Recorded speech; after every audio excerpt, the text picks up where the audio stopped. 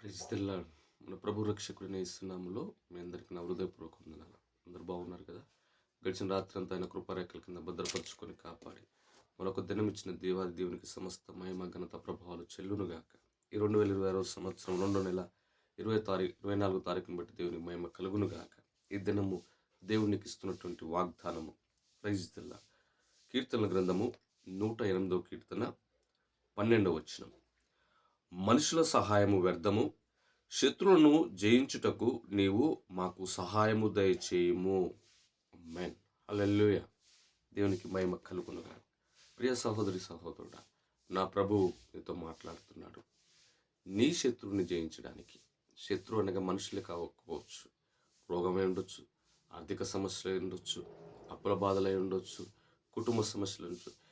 ఏది నిన్ను సమాధానంగా లేకుండా, నెమ్మది లేకుండా, కుటుంబంలో ఐక్యత లేకుండా చేస్తుందో అదంతా నీకు శత్రువే. ఆ శత్రువును జయించడానికి, ఆ సమస్యను జయించడానికి, ఆ ఇబ్బందిని నువ్వు జయించడానికి ఈ లోకంలో మనుషుల సహాయము నీకు అందకపోవచ్చు.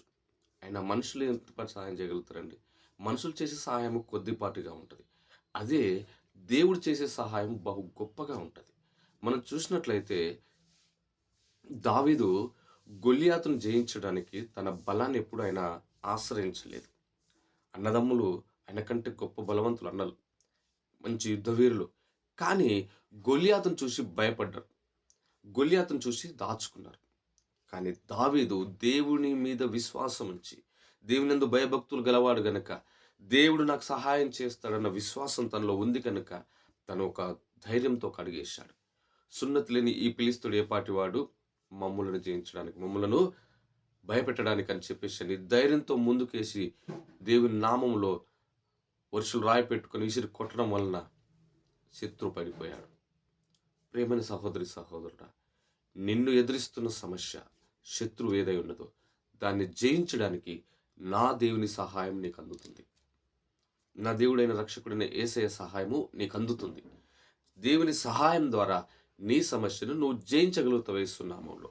సమస్య నుంచి నువ్వు విడుదల పొందుతావు యేసునామములో. సమస్య నుంచి నువ్వు జయం పొందుతావు యేసునామములో.